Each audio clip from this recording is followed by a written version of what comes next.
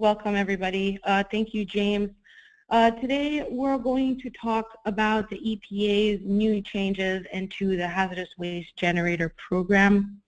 The content of this webinar is to help you understand the major changes that will impact how you manage your waste.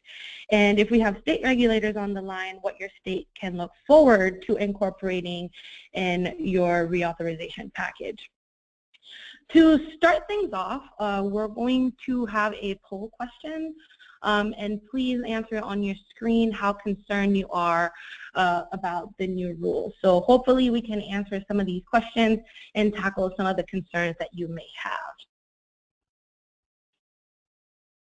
Thanks for teeing that off, Gigi. That poll just displayed on your screen, so we have options from very concerned about this upcoming regulation, not sure, need some more information, somewhat concerned, and not really concerned. So we're interested to gauge where you're at with this. So we'll give everyone a few seconds and share the results. All right, it looks like we've got just about everybody in. So not surprisingly, at 55%, most people aren't yet sure. We don't know enough about it yet. And then next was somewhat concerned at 25%. And only 8% aren't very concerned at this time, Gigi. Awesome, great.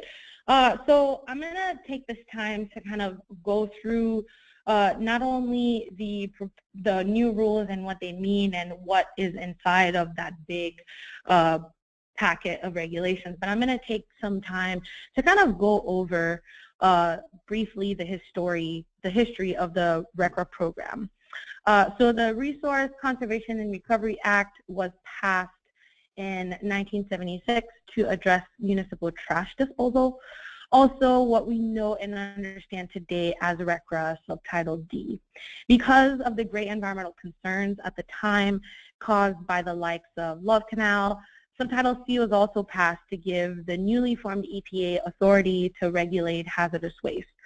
This included generation, transport, treatment, and disposal of hazardous waste, which is still valid today.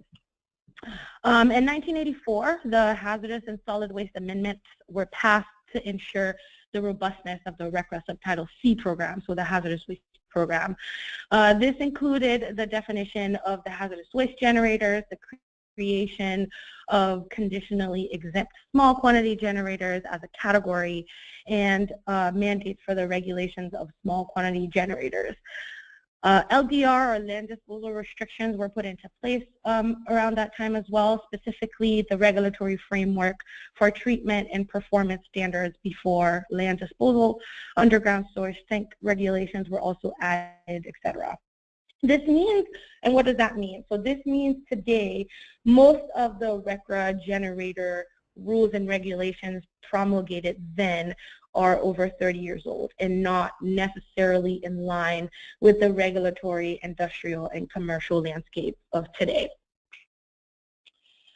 If we look briefly into the history of the Hazardous Waste Generator Program, at the turn of the 2000s, the EPA realized it needed to incorporate serious changes to the regulations to ensure adequate protection of human health and the environment. So in 2004, the EPA conducted an evaluation of the generator program, which led to a number of non-regulatory actions to respond to public comment and to improve the generator program. Among them, they modified the Uniform Hazardous Waste Manifest and established administrative tracking systems for certain types of hazardous waste shipments. They also issued a memo for turnover of hazardous waste tanks in 2007. They developed an online guide for the hazardous waste generator regulations and released a closed container guidance in 2009. And then 2013, the EPA released a third-party evaluation report on the hazardous waste determination program, which highlighted recommendations to help make hazardous waste determinations, more effective. However, the EPA realized that most of the results of these evaluations would not happen without comprehensive regulatory change. This is what led to the issuance of the Comprehensive Hazardous Waste Generator Rule Proposal, published in September 2015, which we are going to talk about today. So from the period of 2013 to 2015, the EPA has worked on editing the enormous set of regulations found in 40 CFR 260, 261, 263, and 264. And the EPA published the proposed regulatory changes through a Federal Register notice on September 25th, 2015. Just like any other law changes or regulatory changes, the EPA allowed a customary 60-day comment period, which got extended to December 24th, 2015. So between Christmas of last year and this year, since we're approaching Christmas this week, not a lot has happened until a couple of months ago. So the proposed rule, or the rules that were proposed that got issued in the Federal Register last year, have been signed on October 2016. So on October 28th, 2016, the set of regulation has been signed by the EPA administrator into a final rule. And then on November 28th, they got issued in the Federal Register and will be effective 6 months after the Federal Register notice, or May 30th, 2017. So the question that remains to be posed is, what does that mean for state authorization, and how does that affect everyday generators, as most of you who are on the line today? Before I talked about that, I want to take some time to dive kind of into the meat and potato of the rule. So please make sure you send in your questions that will be answered at the end of the presentation. Okay, so the first thing I want to talk about is a very quick review on who's covered under the state and federal regulator rules. So currently, generators, transporters, and TSDF, also known as treatment, storage, and disposal facilities, are covered under the state and federal RCRA and are affected by this rule. Generators are businesses, institutions, or even governmental, either local, county, state, or federal installations who produce hazardous waste. Transporters must carry a hazardous waste transporter permit for each state in which they pick up or drop off hazardous waste. These permits are issued by the state environmental authority. You know, depending, each state has a different name, but transporters have to go through their state department to get what we call an EPID number. So the transporter must also carry a valid EPID numbers, as well as the generators, and they may be held liable for, and generators may be held liable for choosing a transporter who does not carry these credentials or the EPID number. Generators may not transport their own hazardous waste unless you are what we call a conditionally exempt small quantity generator under state-specific guidelines. Finally, TSDFs carry state-issued permits to receive hazardous waste from generators. They may be permitted to store waste for up to 1 year, treat the waste, and dispose of them depending on the conditions of their permit. So generators are ensuring that their waste is shipped to a properly permitted TSDF through a properly permitted transporter. So these are the entities that are going to be affected by this change. And I want to take a little bit of time to go through the different generator status and what they mean, because I'm going to be referencing, wait, how do I pronounce this word? Going back to the different generator status and what they mean.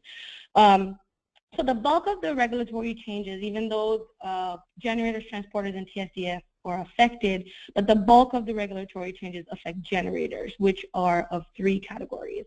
LQGs, or large quantity generators, SQGs, are small quantity generators, and CESQGs, also known as conditionally exempt small quantity generators. Currently, the regulations allow LQGs to, or LQGs are allowed to generate and store up to 90 days, more than 2,200 pounds of hazardous waste per month, or more than 2.2 pounds of acute hazardous waste, or more than 220 pounds of acute spill residue or soil that can be stored for a limited amount of time.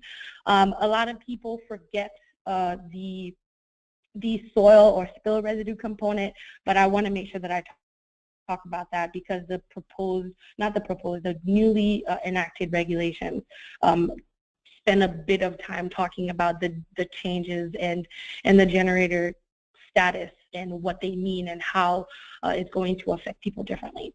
So small quantity generators, since I already talked about LQGs, SQGs can generate and store up to 180 days between 220 and 2,200 pounds of hazardous waste, up to 2.2 pounds of acute hazardous waste, or up to 220 pounds of acute spill residue.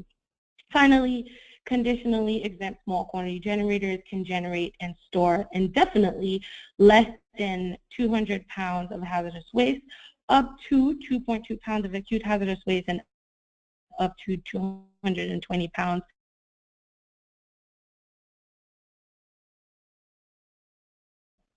So then I'm clarifying the criteria for the different levels of generator status, and therefore I wanted to do the same. All right, so at this point of the webinar, you must be asking yourself, through change and how are you going to dive into the major components proposal to make sure I have a little under issues that affect the generator. We're going to highlight 4 issues that affected in which the has taken into consideration to fix through these extensive rulemaking and rulemaking changes. So about is the fact that regulations are confusing. Most of us on the line, or I hope all of us on this line, have tried going through the EPA or the state regulations, kind of like read through them and understand them as regular people, not necessarily people who, you know, write laws. So going through the legalese of the regulation, the way that they're written and the way that they're disposed cause confusion to the reader, and the EPA has acknowledged that. A large portion of this confusion is due to the fact that there are a lot of provisions that are incorporated by reference from other regulations. The constant back and forth creates interruption to the reader and makes it harder to correctly interpret the regulations. This causes a variety of misunderstanding and misinterpretations, which translates, of course, into mismanagement of waste. The bulk of the regulatory changes will affect the definition and categories of generators. So the EPA went to great lengths to simplify and make these specific regulations more user-friendly. And one way that they did that was taking regulations that span 3, 4, 5 different parts and putting them into 40 CFR Part 260 and 40 CFR Part 262. And so these are the 2 places to find the bulk of the new generator regulations. The second issue I want to talk about is the lack of flexibility for operators of facilities with different generator status. The reason why I bring this issue up is because a lot of the changes in the generator rules allow now, or currently, or as they are written and have been approved and put into the Federal Register notice in November, they now currently allow for a little bit more flexibility for operators of facilities. So if you were a large quantity generator and you're operating a bunch of satellite facilities that are small quantity generators, then there is a lot more flexibility into these regulations, which I'm going to dive into a little bit deeper in a few slides. But through the years, the EPA has received countless comments from the industrial and commercial sector, citing lack of flexibility in the regulations for operators of multiple facilities. Hazardous waste management is costly. We all know that. In the way the regulations are currently written, there is not a lot of flexibility that is allowed to generators to consolidate and reduce cost. So there are a couple of regulatory changes I will be discussing further along in this presentation that are directly related to this issue, which allow for greater flexibility for generators to manage their waste and reduce cost. Issue number 3. The third point I want to drive home is regarding the contingency plan requirement and record keeping requirement. The very nature of hazardous waste makes handling and management a dangerous business. Therefore, when the EPA included regulations in 40 CFR to mandate the need for emergency preparedness and contingency planning, it did so in a very lengthy and confusing way. as regulations are often written. Currently, the regulations covering emergency planning span 3 parts, 264, 265, and 270, and have very strict requests for planning, training, and implementation. The setup for these plans and execution in the case of emergency oftentimes translate in poor results, mostly because the records are not required to be kept in a certain fashion, which would induce complete comprehension of these plans by not only company personnel, but also emergency personnel, so your fire departments and your police departments and your hospitals and all that kind of stuff. So the EPA understands the burden contingency planning as to generators, as well as the gaps in the current regulation, and has taken a lot of steps in the final rule to address that. And we will definitely spend a little bit of time in the next few slides to talk about that. The fourth point that I want to mention is the mismanagement of waste from generators. Earlier, I mentioned the resulted mismanagement of waste stemming from regulatory misinterpretation. The EPA understands that currently there exist many gaps in the RCRA Subtitle C regulations, which creates misinterpretation from generators. However, once a waste stream is mismanaged at the root, the cradle-to-grave nature of the hazardous waste management is compromised. So the transporter won't know the waste it's transporting is wrongly labeled or wrongly determined. Neither will these errors caught by the TSDF treating the waste, because the burden currently lays on the generator to properly identify and determine their waste. So this can potentially cause LDR issues and downstream environmental issues. And in the final rules, the EPA has definitely taken steps to address this issue and situation. Okay, so we're now into the fun stuff. Now that we have identified some of the issues the current hazardous waste generator program faces, we're going to look at some of the components of the proposal. First things first, though, I want to talk about the goals of the final rule. So there has been a lot of work being done on the EPA side to make sure that the final rule is comprehensive and has addressed a lot of questions that the industry has sent in while the EPA was going through this regulatory changes. So the goal of the final rule is to reorganize the regulations to make them more user-friendly and enable improved compliance, provide greater flexibility for hazardous waste generators to manage waste in a cost-effective manner, strengthen environmental protection by addressing identified gaps in the regulations, and finally clarify certain components of the hazardous waste generator program to address ambiguities and foster improved compliance. So as I mentioned earlier, the EPA took quite a bit of time to make sure that the regulations were kind of like compiled into 2 different parts of 40 CFR for people to go in one stop, shop for the regulations that they want, that it pertains to them, and so they can apply and stay compliant. Currently, I have mentioned this already, the regulations lay across 5 to 6 parts, and the agency has finalized the consolidation of all these regulations in Part 260 and 262.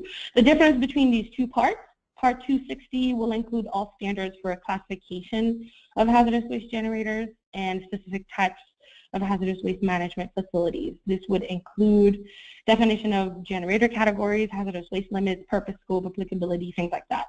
Part 262, however, will include all management standards for hazardous waste, including determination, record keeping, consolidation, landfill bans, accumulation times, labeling, satellite accumulation areas and central accumulation areas, LDRs, and any other items of that nature.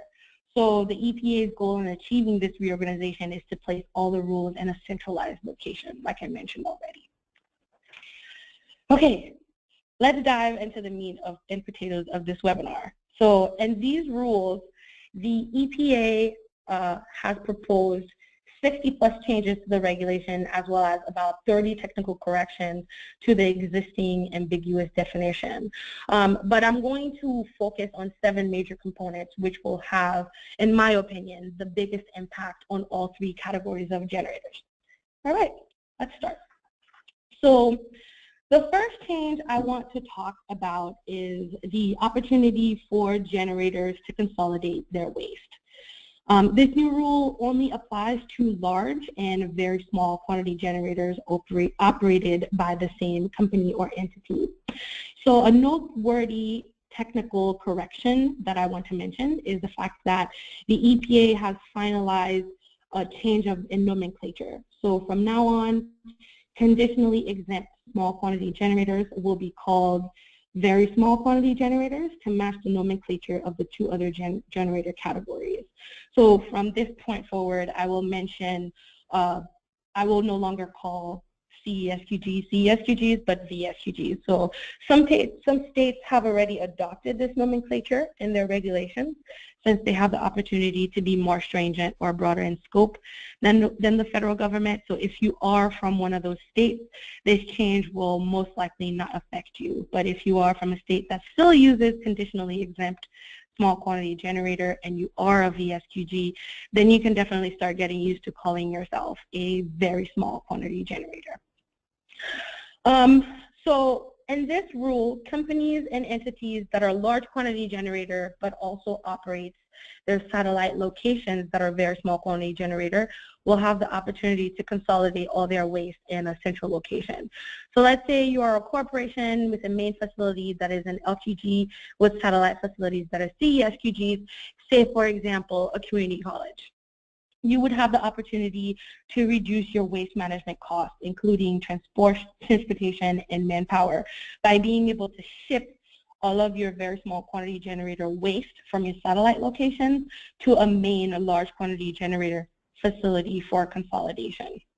Of course, there will be associated labeling and biennial reporting requirements, which we're going to talk about in a little bit. In the event of an interstate shipment from a very small quantity generator to a large quantity generator consolidating their waste, both states will have to adopt the consolidation rule for this to be acceptable. So for these shipments not to be considered, waste shipments and just transfer shipments, both of these states will have to apply these new federal regulations. There are definitely several benefits to this rule. It will eliminate the RCRA requirement for large quantity generators to accept very small quantity generator waste at their facility, which under the current regulation are considered a TSDF if they do so, and would definitely require a permit. So it will be an additional management option for very small quantity generator, which are currently allowed to either treat their waste themselves, send it to a local municipal solid waste facility, or to a permitted TSDF. So it's just an added bonus for very small quantity generators and for those generators that operate very small quantity generators in satellite sites but also have a large quantity generator status. The caveat to this regulation, because there is always one, is an increase in training, documentation, and record keeping for the large quantity generator. So with this rule being finalized in the upcoming months, the EPA will spend a great deal of time putting systems in place to allow for effective compliance of these new regulations. Okay, so rule number 2. I want to spend a little bit of time talking about episodic generations for very small and small quantity generators. So this will only affect these two categories. I'm going to guess that a lot of people on this line today are EHS managers or operators at their respective facilities. Is that a good guess? I think so. So have you ever been in a situation where you've organized a cleanup? Say you emptied a shed full of paint cans, or you clean out a lab or a chemical storage area for renovation or something like that. So when the biennial reporting time comes around, have you found yourself having exceeded your generator status for that month you took on that special project? Probably. And in my experience as a consultant, I've worked with very many different organizations where that same kind of scenario happened. And it's biennial time and you need to do your, you need to fulfill your biennial just because you went over your generator status for that 1 month. So with this new regulation, small and very small quantity generators will have the opportunity to retain their generator status whenever they go through an episodic generation, which otherwise would have bumped them into a higher generator status, which also means abiding to stricter rules and regulations that are special to that higher generator status. So if you were a very small quantity generator and you went about your project and you exceeded, your generator status and fall, for that 1 month you fell into the small quantity generator status, then you have to abide by all the rules and regulations that pertain to small quantity generators. If the generator goes through an episodic event more than once a year, so this rule will only allow once a year, with the flexibility that if you go through more than once a year event, the generator would be allowed to petition the state or the EPA region for their to allow a second planned episode, providing the generator has a reason for it. So a planned event would have to be notified 30 days prior, and an unplanned event, there's a little mistake on the PowerPoint, unplanned event will have to be notified 72 hours after it happened. So even though this new rule allows for flexibility, it only allows for flexibility once a year. But then there's also the added bonus that you could petition for another event. Also, I have to mention that episodic waste will have to be, or episodic waste that are accumulated and stored will have to have label mentioning, or will have to have labels called episodic waste. So any of these type of projects, cleanup projects and stuff like that, won't be able to be shipped under any other regular hazardous waste that that specific generator holds. The accumulation time would not fall into the same current regulations because the EPA explicitly asks for these episodic events to go to start and end within a 60-day period. Not 45 days like the slides say, but 60 days. So those wastes will have to be manifested, and all the record-keeping rules remain applicable. So this rule is one example of definite added flexibility in the regulations. The third rule I want to spend some time on regards emergency planning and preparedness as it applies to large and small quantity generators. As I mentioned before, the current regulations addressing emergency planning and preparedness are pretty lengthy. The EPA is proposing, or not proposed, but the EPA has finalized changing the regulations to require all generators to make plans with their LEPC. LEPC stands for Local Emergency Planning Committee.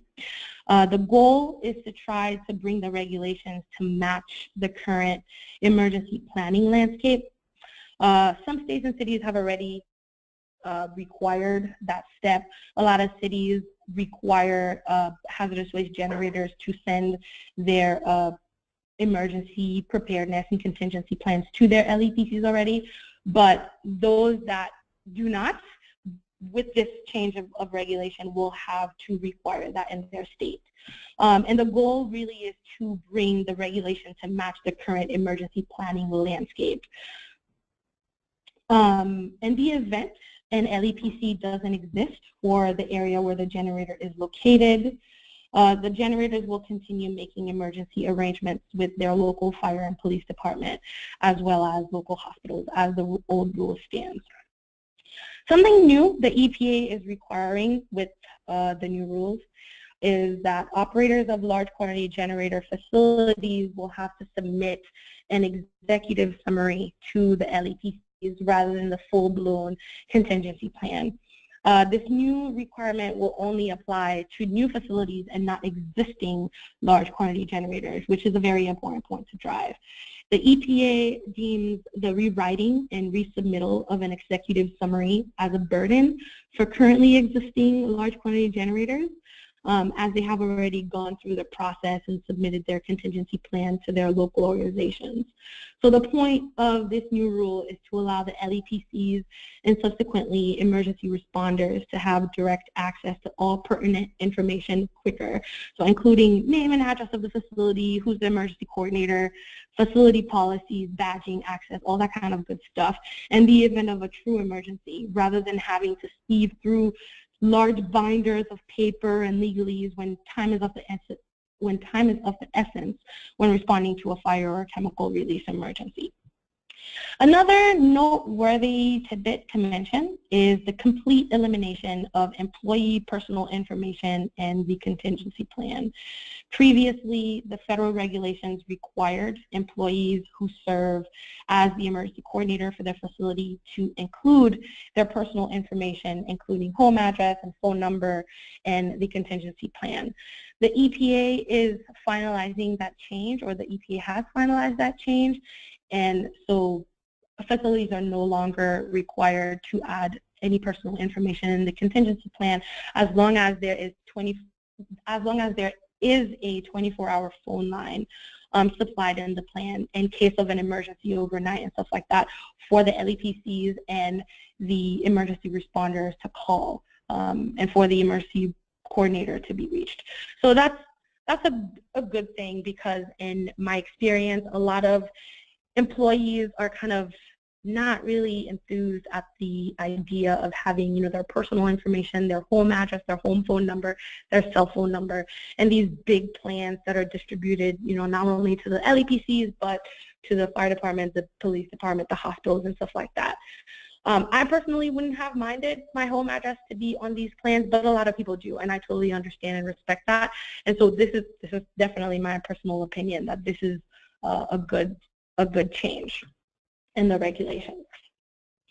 Okay, rule number 4 that I want to talk about concerns labeling changes as it's applicable to small and large quantity generators as well as transporters. As this new rule stands, small and large quantity generators are no longer required to mark the content of their containers stored in satellite accumulation areas and central accumulation areas. So I want to stop right there to drive the point that this is at the federal level. This is at the EPA level. States have the opportunity to be stricter and broader in scope than the federal government. So certain states that require more than these regulations will still remain. So don't freak out just yet. So you'll have to wait what your state decides to do. So the generators won't no longer be required to mark the content of their container, but they will be required to have the word hazardous waste on the container, an indication of the hazard of the content, so not necessarily the content, but the hazard of the content, either by using the record terms ignitable, corrosive, reactive, or toxic, or by affixing an NFPA diamond or a THS pictogram that puts forward the hazard that is in that container. These new marking requirements are applicable for all containers placed in satellite accumulation areas and central accumulation areas, as well as transfer facilities consolidating waste from generators. Additionally, small quantity generators and large quantity generators must ensure that all applicable waste codes are placed on the container before being sent to a TSDF for easier identification. So all the waste codes that you already put on the manifest will have to be also put on the containers from now on. The EPA also introduced a rule change for drip pads and containment buildings to ensure parity with the container labeling rule. You will have to now make sure that the content of these containments or additional containments is not the content, but the waste is on these entities. And also there are additional record keepings for generators that store waste in tanks, drip pads, and containment buildings. This is because the EPA wants to ensure that tanks, drip pads, and containment buildings fall under the same 90 or 180 day storage rule depending on the generator type. So this is just to make sure that the rules that are applicable for containers or for generators storing their hazardous waste in containers is also applicable to tank strip pads and containment buildings.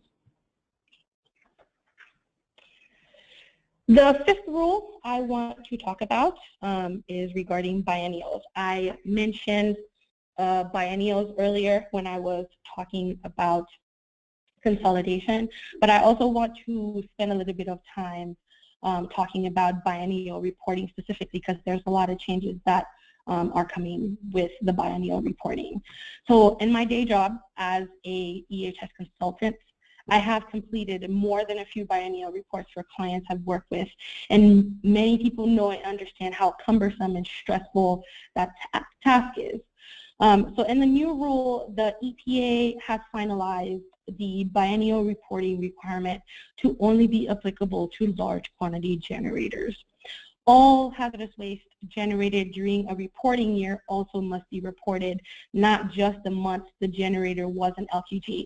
So a lot of states have made that specific biennial reporting stricter than the federal government already, and a lot of states, LQGs have to report their entire year and not just the years that they were LQGs. And so with this change, the EPA is just trying to kind of like catch up. And this reporting requirement would not apply to very small quantity generators, of course, because of the consolidation rule that we already talked about. And it won't be applicable to very small and small quantity generators because of the episodic waste rule, which was the only requirement for VSQGs and FQGs to create a biennial report.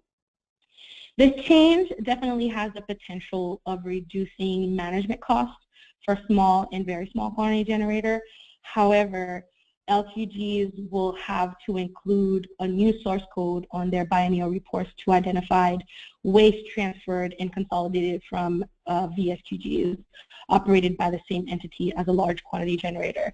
This last bit is mostly an administrative change, and the EPA recognizes it's an administrative change, but this is only so when the EPA receives all the biennial reporting, they want to make sure that they can identify which waste has been generated by that LQG and which waste has been consolidated or transferred from a VSQG operated by that FQG. That's the only difference. But it will have to be included in the biennial reports from now on. Rule number 6 that I want to talk about covers a few different clarifications to 40 CFR 262.15. Currently, the regulations prohibit placing waste in incompatible containers at satellite accumulation areas, but fail to cover mixing incompatible waste that have the potential to cause fires and or react with each other in the same container. So all these rules apply for satellite accumulation areas.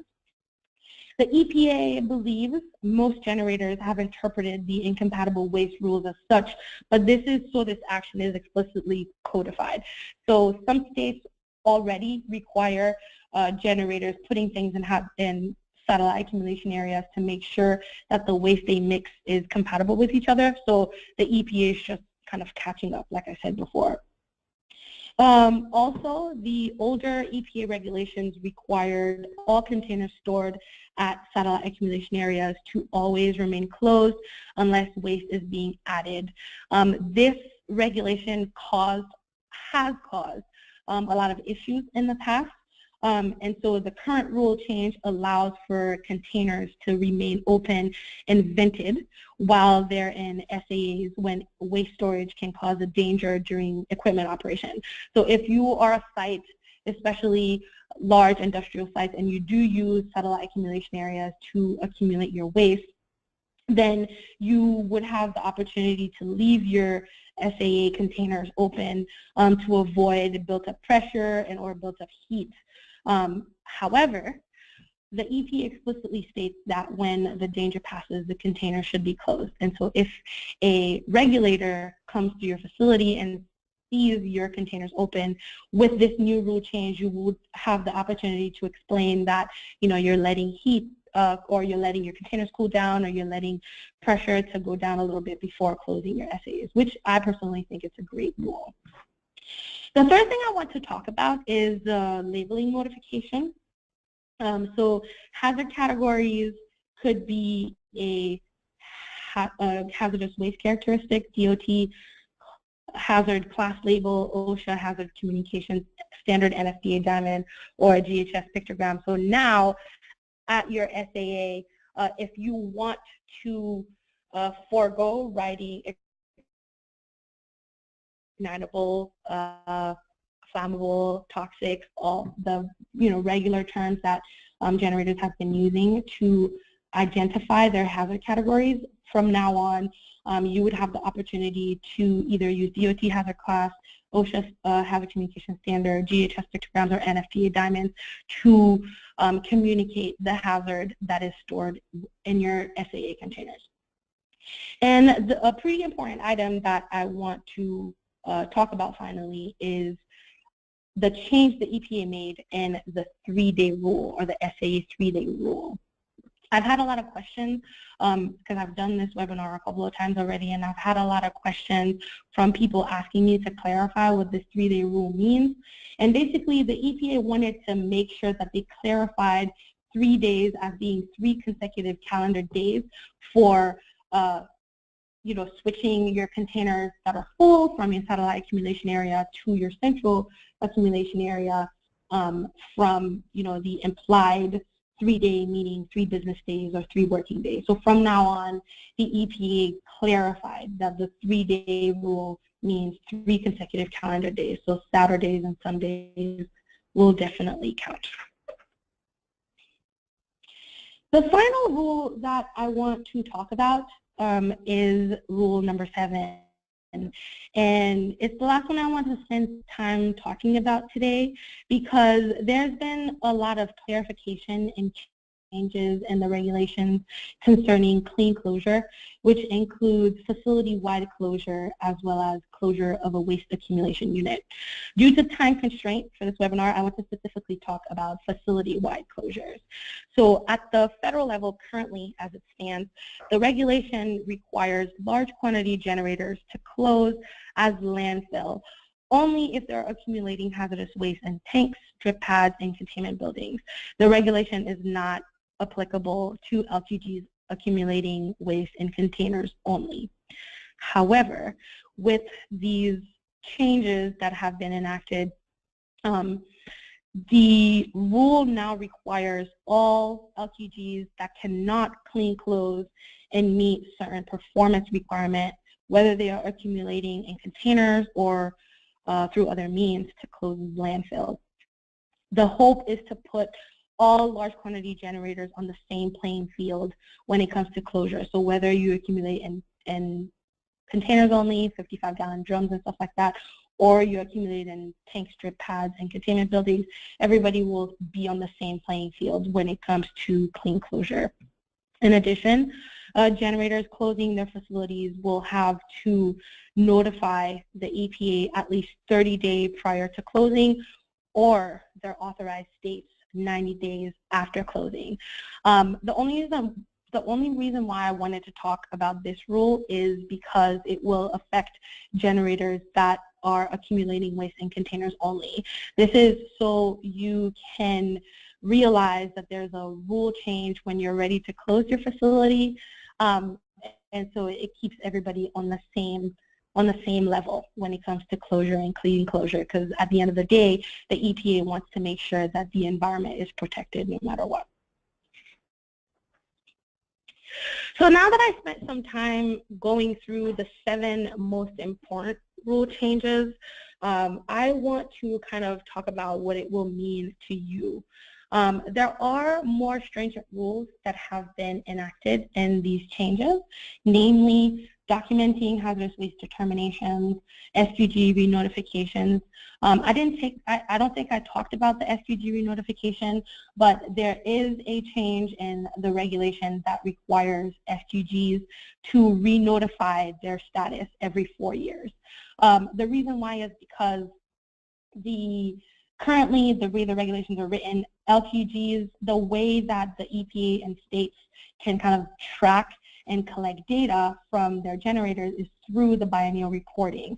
And with time or over time, the EPA has realized that there are a lot of small quantity generators that may have closed, may be still operating, they're not sure because there's no real way to kind of like have an inventory of small quantity generators because they do not send biennial reporting every other year. So the SVG renotification will definitely be a more stringent rule that states will have to adopt. There are also more stringent labeling rules in these changes. The notification of closure is also a more stringent rule. Biennial reporting for the whole year and the executive summary for contingency plans are more stringent rules. But there are also less stringent rules in these set of changes. There are actually a lot of less stringent rules in these set of changes, which includes the very small quantity generator consolidation. The episodic generation that we've spent a little bit of time talking about is definitely a less stringent rule. And I didn't mention it, but there is also a change in the waiver from the 50-foot rule as it currently stands.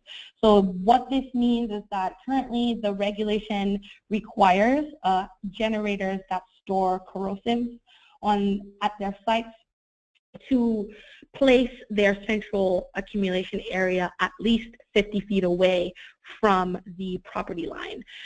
With time, there's been a lot of industry and industrial kind of like questions and you know, kind of like people reaching out to the EPA and asking to allow for a waiver from this rule. And this is because a lot of generators that find themselves in urban areas and cities and stuff like that don't necessarily have the leeway to allow or to install a central accumulation area 50 feet away from their property line. And so this rule added into the federal or the EPA regulations is definitely a less stringent rule and will allow for a little bit of flexibility specifically for generators that are within urban areas. Okay, this is the time to talk about state adoption because I'm pretty sure most of people on the line today really want to know how are these regulations going to affect them, when they're going to start affecting them. And the answer to that question is in understanding how state adoption works. So the way that this works is that the EPA passes a regulation and those new laws or those new rules and regulations that are stricter than the previous ones have to be adopted by all states. So all states are required to adopt the more stringent regulations of the final rule. The less stringent regulations, states may adopt them but are not required to be adopted from the federal regulations because their current regulations may be already stricter or broader in scope than the federal regulation. So what does that mean? States will have the opportunity in the coming year or so to send in their reauthorization package for their base RCRA program. I don't know if there are state regulators on the line. I'm sure you understand what that means, but for those who don't understand what that means is that states have to ask the EPA for authorization to have and to fulfill their own state hazardous waste RCRA program. Most states right now have been authorized by the EPA to have a base RCRA program except two. Currently, Alaska and Iowa are the only ones that haven't been approved by the federal government. And also the EPA oversees all tribal areas and stuff like that when it comes to RCRA. So when the regulations become effective on May 30th, 2017, all the states that have not been authorized or all the states that do not have authorization on their base RCRA program will see these rules to be effective in their states, and all those states that have a base record program, you will definitely have to wait for when your states resubmit its authorization package to the EPA and the changes the states will adopt to see how these rules will affect you. So this is all I have. All in all, I want to make sure that the take-home message of this webinar is you definitely want to prepare yourself for a drastic change. After this last slide, we'll have the Q&A session, but I want to make sure that I prove, or not prove the point that, but put forward that the EPA is obviously in the process of, now that the rule has been finalized, so the EPA will be in the process of adopting all of the administrative changes that are required to make this program work. So you definitely want to read through these new regulations and wait on your state reauthorization package to be approved to see how all these changes are definitely going to affect you. Thank you so much for attending this webinar. From this point onward, I will open the field for questions.